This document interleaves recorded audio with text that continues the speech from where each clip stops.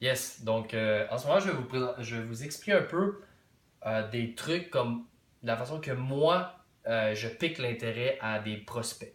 Ça ne veut pas dire que c'est la seule façon de faire, ça ne veut pas dire que ma façon est meilleure que la vôtre, mais juste, je veux juste vous témoigner un peu mon expérience, de la façon comment moi, je vois des manières différentes. Selon chaque personne, ça va être un peu différent. Soit tout le monde a des backgrounds différents, des professions différentes, ont des cercles d'influence différents, puis la relation que vous avez avec certaines personnes va être différente entre chaque prospect, dans le fond. Donc moi, j'ai vu ça par trois catégories principales. On a une catégorie amis, ça regroupe les familles, les gens qu'on connaît de proches, qui nous connaissent vraiment bien. Connaissances, ça peut être exemple collègues de travail, amis de longue date de l'école primaire quand on était petit, ou des gens qu'on a sur Facebook, qu'on a vu une fois dans une soirée. Aussi des personnes d'influence. Personnes d'influence, c'est juste exemple des propriétaires d'entreprises, des avocats, des gens qui ont une bonne réputation dans leur réseau de contacts. Donc le plus dur selon moi, c'est l'approche de l'ami. Parce qu'ils vous connaissent, puis si vous dites que vous avez l'opportunité du siècle, un super beau concept, c'est comme plus dur. Parce qu'ils vous connaissent sur votre meilleur jour, puis aussi sur votre mauvais jour, parce qu'ils vous connaissent très bien. L'approche d'ami, la meilleure façon que j'ai vue, c'est que moi, il y a une phrase de base que je garde, mais que j'adapte avec chaque personne. La phrase de base, quand je pique l'intérêt, que ce soit d'un marché froid, à l'épicerie, ou dans une conversation que je prends une bière avec des amis, c'est de dire tout simplement, hey, tu sais les factures que tu as après avoir fait un achat, exemple de l'épicerie, station-service, acheter des vêtements, la nourriture, etc. Ouais, mais les factures-là, j'imagine que tu les jettes aux poubelles comme la majorité des gens. Là, les gens vont dire, oh, ouais, je les jette aux poubelles. Mais ça serait-tu le fun de trouver une solution qu'au lieu de les jeter, on pourrait avoir un retour de 20% d'argent? Ça serait-tu le fun? On se dit, ben ouais, ça serait le fun.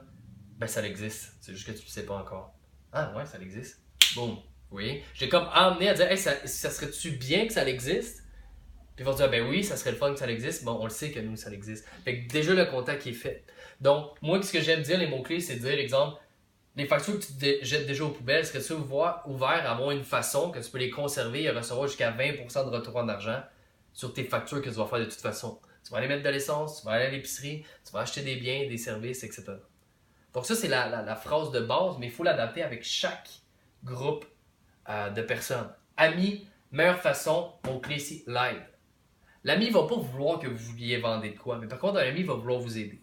Fait que vous pouvez dire, exemple, hey Alexandre, écoute, j'ai vu un concept là, vraiment le fun, c'est que les gens, au lieu qu'ils jettent leurs factures aux poubelles d'épicerie, d'essence ou de magasinage, shopping, etc., ils peuvent les garder, les importer dans une plateforme, puis ils peuvent recevoir jusqu'à 20% de retour en argent. C'est-à-dire, si j'achète pour 100$ à l'épicerie, je peux avoir un retour de 20$. Donc, c'est vraiment bien. Puis écoute, Alex, je sais que t'es mon ami, je sais que si je te le montre, tu vas savoir au moins qu'est-ce que je fais. Puis si tu penses à des gens, puis en t'entends des gens qui aimeraient économiser sur leurs achats, etc., ben je sais que tu vas pouvoir m'y référer. Mais pour que tu sois capable de m'y référer, il faut que je sois capable de te le montrer au moins pour que tu saches de A à Z qu'est-ce que je fais. Serais-tu ouvert à vouloir m'aider comme ça?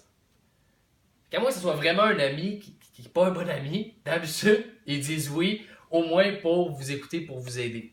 Mais le but de ça, c'est leur exposer le concept. Donc un ami, s'il voit que ça fait du sens pour lui, puis vous dites, ben c'est ça, je vais te montrer pour que tu m'aides, mais il va le dire par lui-même. Attends, Simon, moi, oui, je veux te référer du monde, mais ça m'intéresse pour moi personnellement.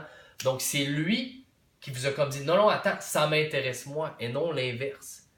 Donc, la décision est centrée sur lui-même, et non vous qui le pointez pour prendre la décision. Fait que ça, c'est un truc du côté ami.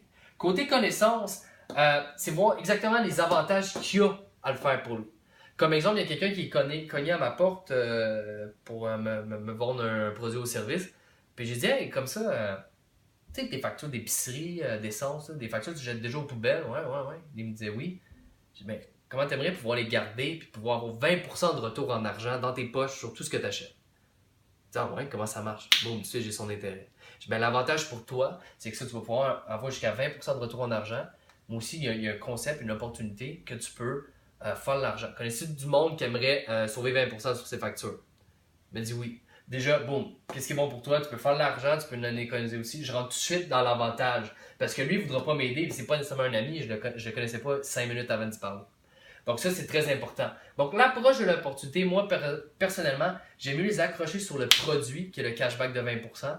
Comme ça, si la personne clique, a un intérêt, c'est plus facile après d'approcher l'opportunité. Puisque si ils sont vendus au produit, ils vont être vendus beaucoup plus facilement à l'opportunité et non l'inverse. Troisième type de personnes les plus importantes, personnes d'influence. Je donne un exemple, mettons, par exemple, votre père a 3 entreprises. On va dire que votre père a 3 restaurants. Mais c'est d'exemple, papa, écoute, j'ai vendu un concept super intelligent. Il y a une compagnie qui, au lieu qu'on jette nos factures aux poubelles, on peut les garder, les importer dans un système, puis on peut recevoir jusqu'à 20% de retour en argent sur les achats qu'on va faire de toute façon. Mais vu que tu as un grand succès en business, tu as 3 restaurants, écoute, je veux vraiment prendre ton opinion en considération, puis j'aimerais juste te le montrer pour savoir qu'est-ce que tu en penses. Puis si tu me dis que c'est une bonne idée, je sais que ça va avoir un impact sur quand je vais présenter à des gens, puis que je vais pouvoir dire que tu as trouvé que c'était une bonne idée, ben ça va augmenter ma crédibilité de mon côté. Fait que j'aimerais vraiment pouvoir avoir ton opinion là-dessus. L'approche de l'opinion marche extrêmement bien.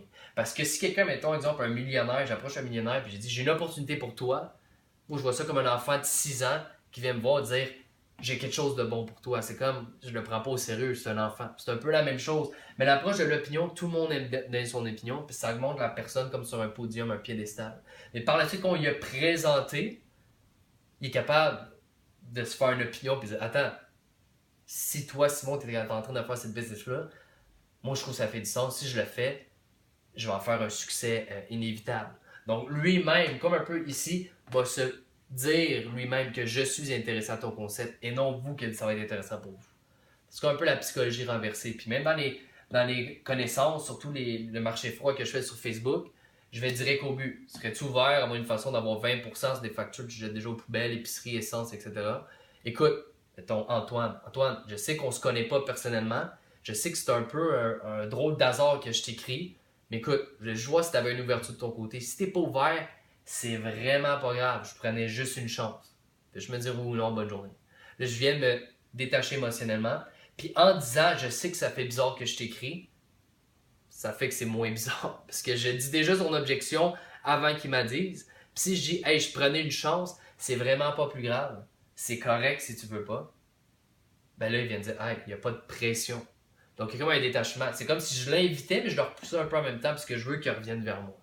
Fait que ça, c'était mon truc pour le type d'invitation. Il y a beaucoup de vidéos aussi qui sont faites sur CVN Université que notre leader Steve Dauphiné a fait qui sont excellents. Moi, je vous donnais juste mes trucs à moi. Vous pouvez aussi les améliorer, les mettre à votre personnalité. Mais qu'est-ce qui est bien, en résumé, de comprendre, ce qui est intéressant, c'est les 3 groupes ici avec les mots-clés ici.